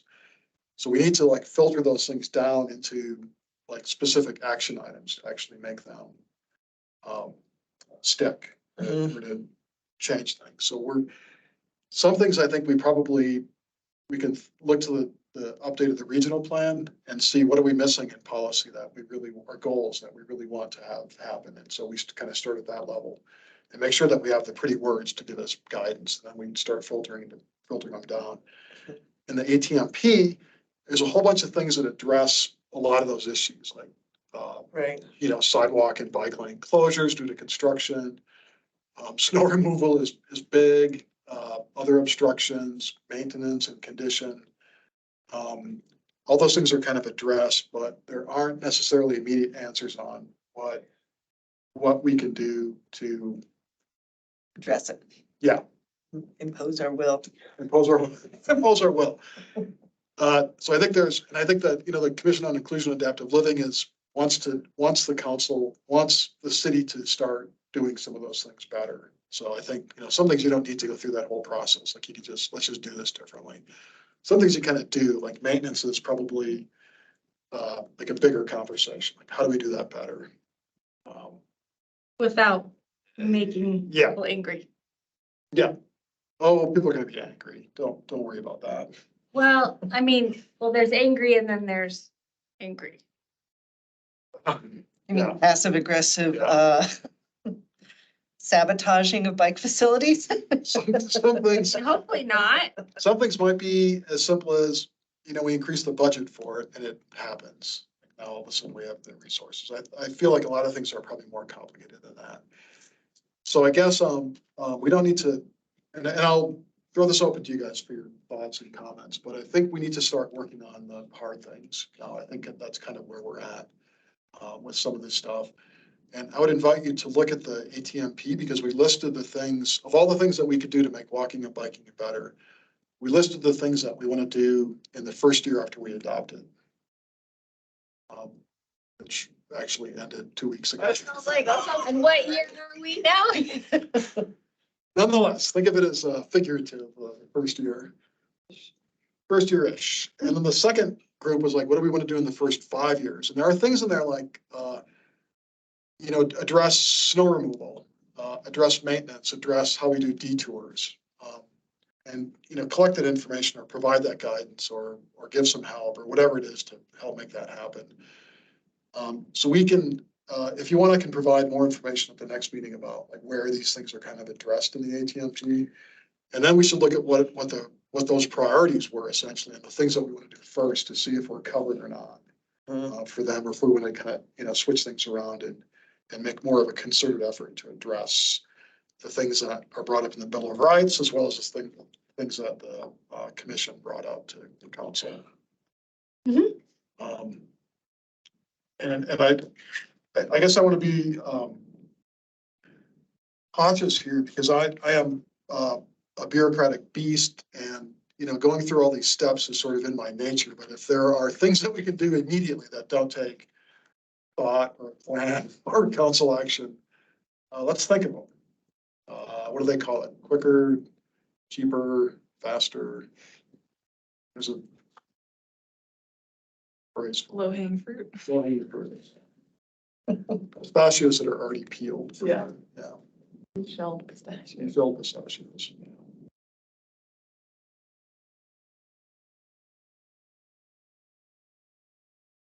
So I'll start up, but if you have any thoughts or comments, I'd love to hear. Well, it sounds like you would like a annotated Bill of Rights that cites which part of the regional plan or the ATM that particular point is referenced and backed up in. Yeah, I mean, I think that's one way to look at it. So is there policy support for that or not? Yeah. And then I think, like if we wanted to make real change on some of those things, what would need to happen? Yeah. List those things out. How do we start doing them? I think it's a good idea to look, I mean, the first year of adoption, yeah, maybe we should look at those. Because we passed that, right? So, you know, I don't know. I was just gonna say, like, I don't, Susan wants you to feel like falls on you, because could we make this like a working meeting, like our next one or something, like, I don't know, and then we all work on it together. I was just gonna set apart a good size of my winter vacation. Can't drive anymore now. I can't go anywhere. Your hip surgery recovery. Yeah. That's gonna be I mean, it. if you want, also, like, I don't know, we could take an hour of this meeting and work on it, or Yeah, up to you, but don't feel like it falls to you. so we could go to 1 o'clock, you're saying? What if it's a light agenda, because we just had a meeting, like December, maybe it's a light agenda, we could focus on this. And Yeah. I love working meetings, just to say I schedule them all the time at work. Does it include food? Right. Yeah, then I might, then we'll get to see Sam and Daniel and Matt in person. Put it out there. A good one. So the other two thoughts to build on that is the Commission on Inclusion and Adaptive Living is pretty clearly invested in this. As they want to move this forward. They've had a lot of conversation about it. Would you have them in the working meeting? And then the same with the Pedestrian Advisory Committee. They're kind of in the same place you are, but they're closer to those issues because they had to deal a lot with pedestrians. So is there a bigger group to have a working meeting, or would you rather? Well, keep it definitely, small? well, Or how do you want to, there's other ways you can interact as well. yeah, I mean, it would definitely be good to include the PED people. Kind of hoping they would go over the list and annotate it. Yeah, I worry if it's too big, it could be hard to manage. Oh, it'll but- already be on. Right. Needs something for the maintenance people to put on their dartboard.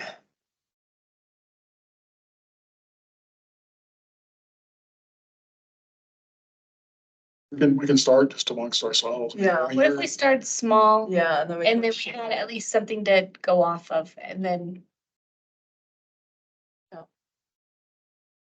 They could also go through something similar. They have working meetings, like They have been. working sessions. They have Yes, their normal monthly meetings, and then in between, they have working meetings or their work sessions. Group No, the, inclusion and adaptive living. Oh. Yeah, they meet on Friday evenings. They have oh, Friday. what? What are they thinking? wow. You gone to those? Surprisingly, I have not. Yeah, I think it's only for the commission members, I think. Can't go in a, Or I think technically they're public Teams? meetings, but why would you go on I a? think if you private- wanted to go. I would. I usually have plans. So let's do that, and then, like, we'll continue talking about it with them, and then just figure out ways to interact or compare notes or share thoughts or whatever it is. Our next meeting is December 7th. Yes. Tomorrow. Throw a review of BAC applications into that working meeting.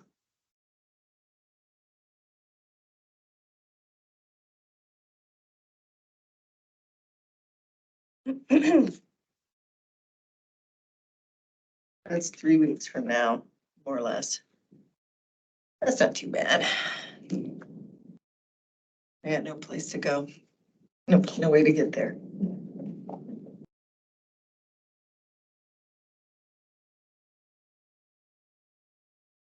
Okay, so we'll just include that on the next agenda, like, Yeah. rather than have a separate meeting. Okay, just as, Yeah, I don't think we need a separate just meeting. leave an hour Yeah. to talk through things. Yeah, Okay. maybe that and then the applications, maybe that's the only agenda items. Yeah. Sam and Daniel, are I you, don't know. you know if you'll be available December 7th for our regularly scheduled meetings? I'll Yes, be I got here. it on my calendar. Okay. And Matthew's logged off.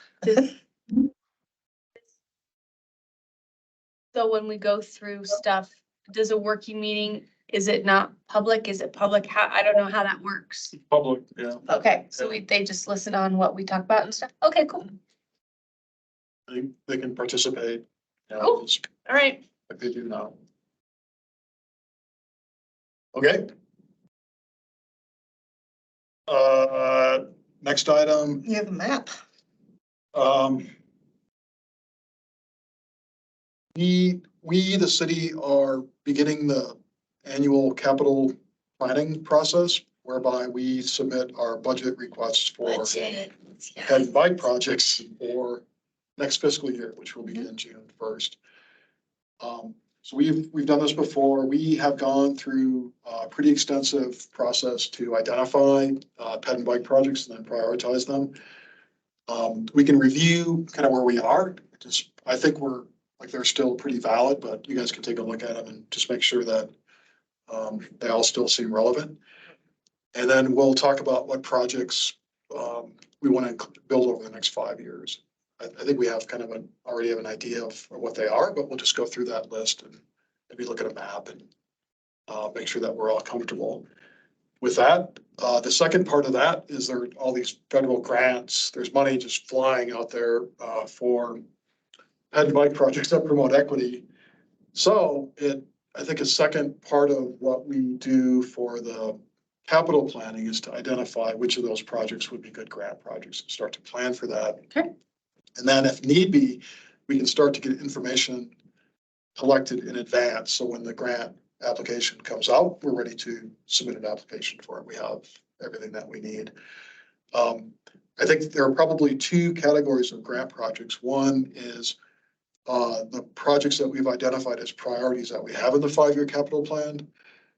If we got a grant for them, that would free that money up Okay. for something else.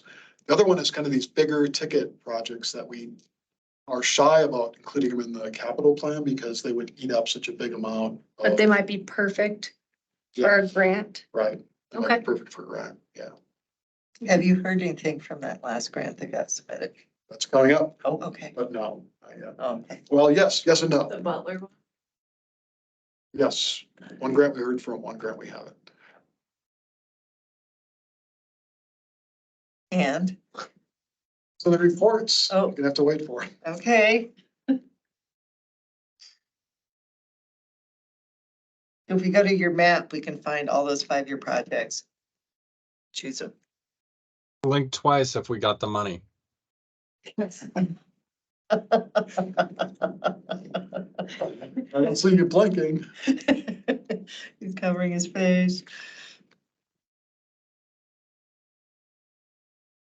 All right, wanna go on? Yeah.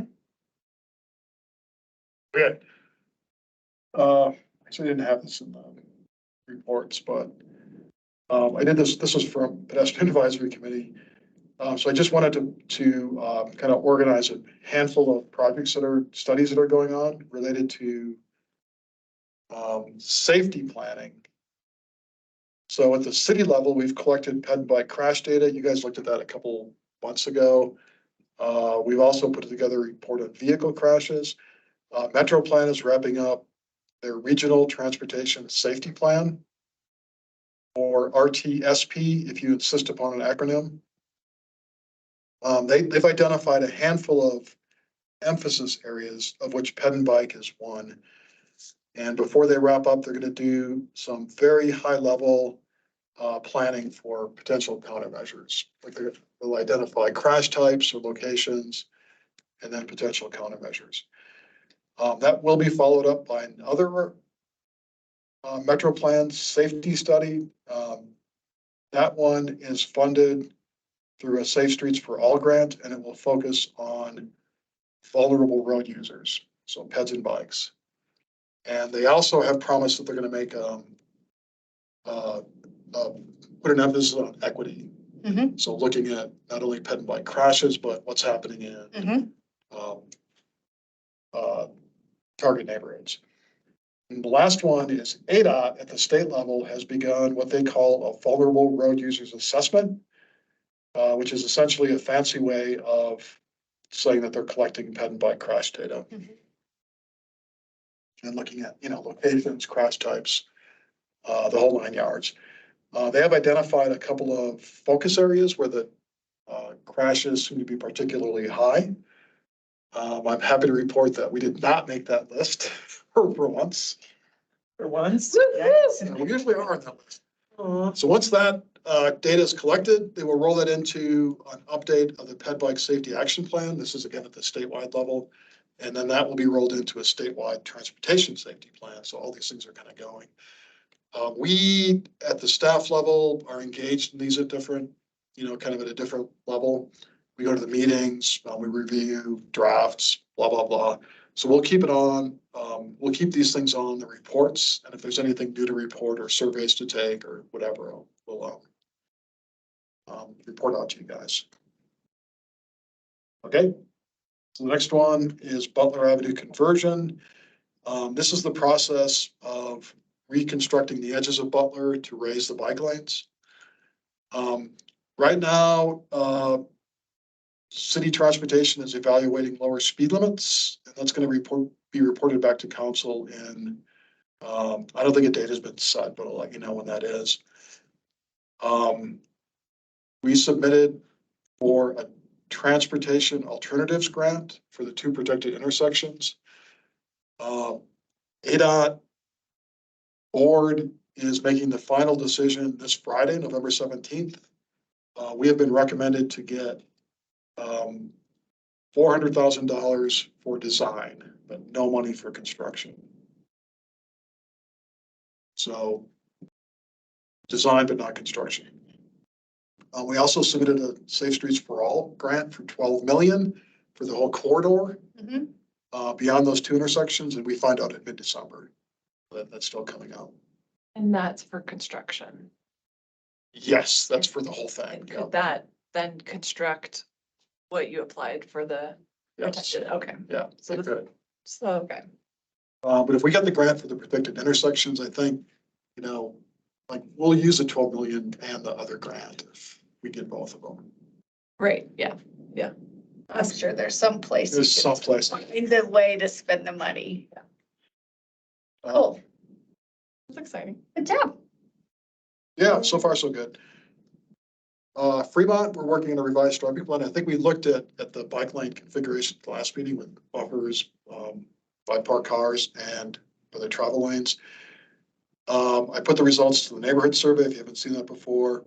Also, in the time I put this together, Metro Plan has gotten a Bloomberg Asphalt Art Grant for $25,000. Bloomberg Art. Asphalt art. Asphalt art. What's that? So they have engaged Paula, and their students could do like a lot of this, right? They're artistic. Very. The city's beautification of public arts could bring like maintenance money, expertise, some extra dollars perhaps.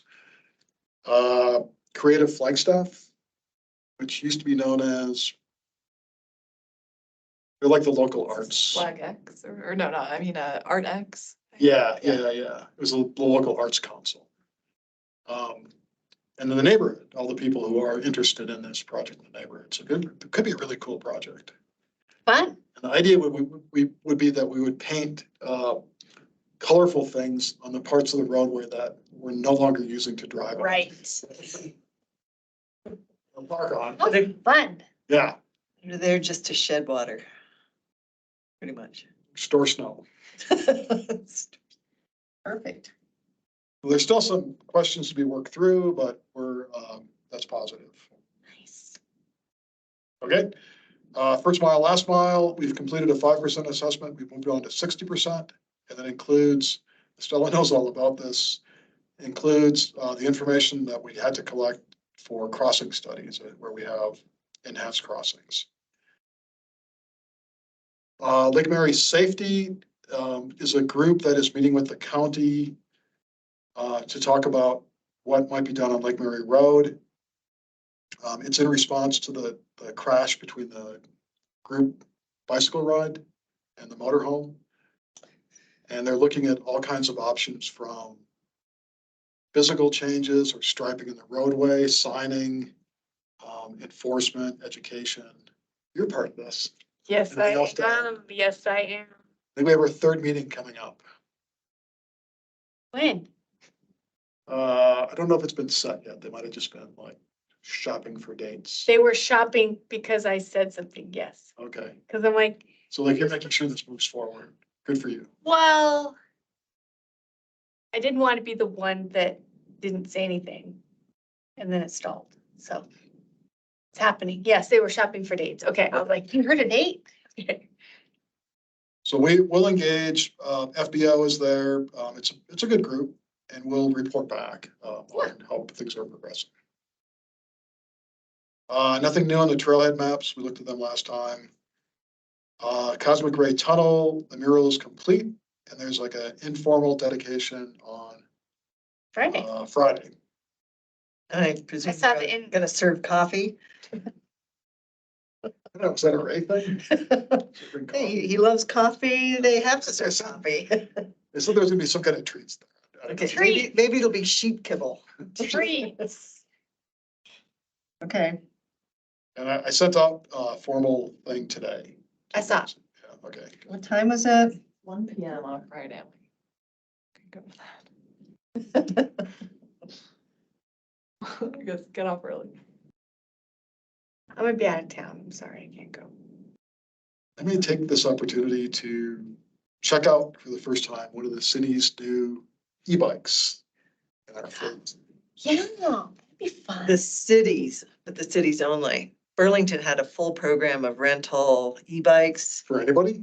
Yeah, but you had to pay it. And I asked, it was Sure. $1 a minute for their rental e-bikes. And they also had rental segways Where's this? in Burlington, Vermont. I was there $1 last a week. minute's pricey. Feels that way. Oh, yeah, I was not, oh, sure, slap it down. But the tourists were loving them. I tried them in Madison, Wisconsin. The e-bikes? Mhm. How much did it cost? Less than that? I don't remember because you just give your card. You Oh. just go. And then it shows up at some Then you point. forget about it. $200 later. But mine ran out. 4 hours. of track. Boy, they're heavy when they don't have any charge. Just saying, really heavy. Yeah, Did you go around the Capitol Square? I went around the lake oh, cool. and ran out on the one side of the lake. Oh, There was some technical difficulties on that trip. It was intended to be a 30-minute and it ended up to be a 3-hour trek. a 3-hour.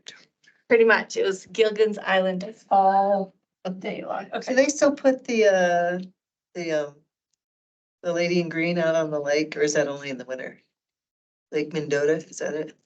They used to put not the say. Statue of Liberty, just her top in the lake.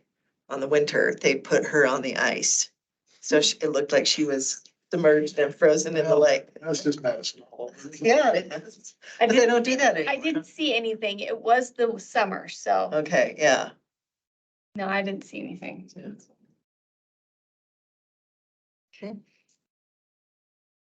Okay, Elks Lodge, we had a good meeting with the museum last week. They're agreeable to giving us an easement. And we had another meeting today with the property at the very north end. Who's like not quite there yet, but we're making progress with them. And then the county is working on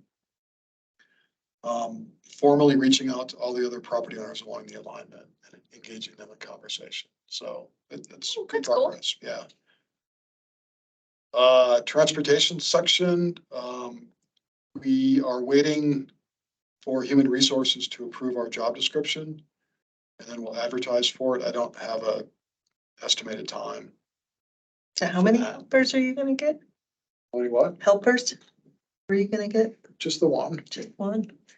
Well, Chris, I thought we agreed that you needed 7 One, for a town this size, Eventually, sure. eventually. Yeah. All right.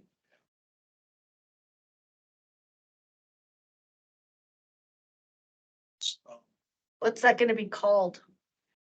I think they'll be just be multimodal transportation planner. Okay. So we talked about, maybe reviewing the applications the next meeting. Would you rather do that? Maybe we have to do the original committee thing, because I think the agenda is gonna get kind of full. It might. Well, did we have volunteers for the committee on the last time? I thought There were 3 of us, yeah. we had 3 of us, but I can't find my notes. You remember who that was? It was me and It was Sam. Valerie, Matt, and you.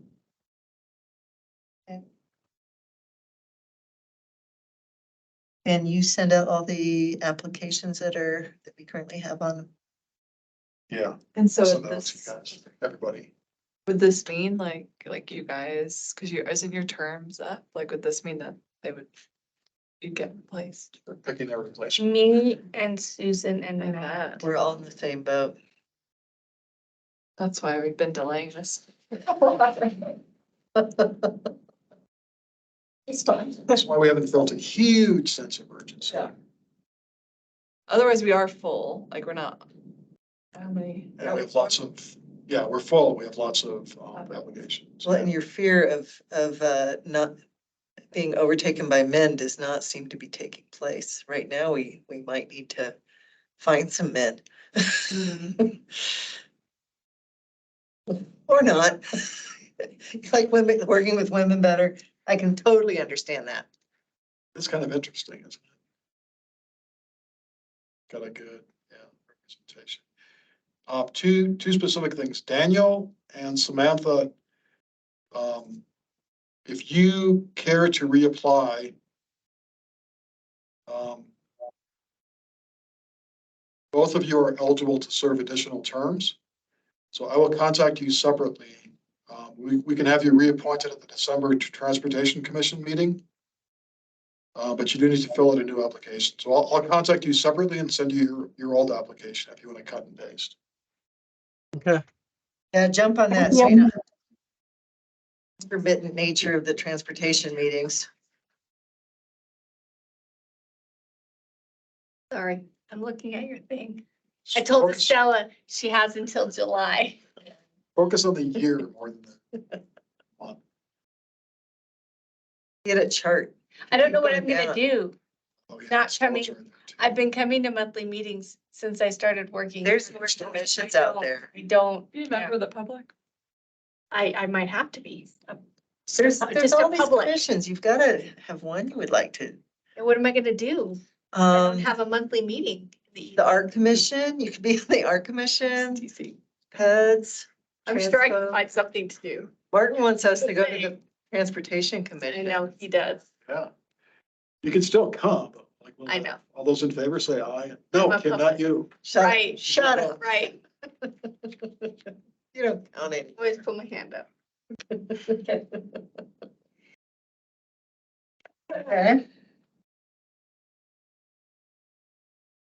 Okay, so we've got the agenda items for next month are going to be in 3 weeks. I thought I was showing that. I guess I wasn't. Sorry. Oh, I thought I was just sneaking a peek at your screen. Well, you have this. I was looking at it before, What's one of that? his reports. Yeah, you can download that. I don't, it's not important. All right, well, I guess we're gonna get out early today, Not about at midnight. Giving Martin plenty of time to make dinner. All right, is that it? Done. I hereby adjourn the meeting. Stella's Everybody- packed up. Close the meeting out. Don't let the door hit you in the ass. Thanks, everyone. Bye. Thanks, everybody, for coming. Hey, thank you guys. Thank you. Bye. Oh, we Oh, Daniel's- Daniel. Uh-oh, what happened, Daniel? Oh, just a little shoulder surgery. Oh, bummer. You I didn't can't- dislocate your shoulder, did you? No, it's an old softball injury from like 15 years ago that I ignored for long enough. Yeah. I have my deductible paid for, so I'm like, let's do it. Nice, there you Good go. thinking. So how far are you into recovery? I have the 2-week post-op on Friday and I start PT on Friday. So All right. hopefully, You'll be Good playing deal. softball again in no time. yeah, well, I can't drive or ride a bike right now. So I don't know, how much use. Now's your chance to learn. Oh, wait, it's fall. When I broke my shoulder, I learned all the plants on the ground. Oh, Bugs, not a bad idea. all the trees. I learned them all. It's like, I gotta do something while I'm stuck here on earth. Yep. All right, Feel well, thank you better. guys. Good meeting. We'll see you next time. Yep. Thanks, Daniel. Take care. Happy Thanksgiving.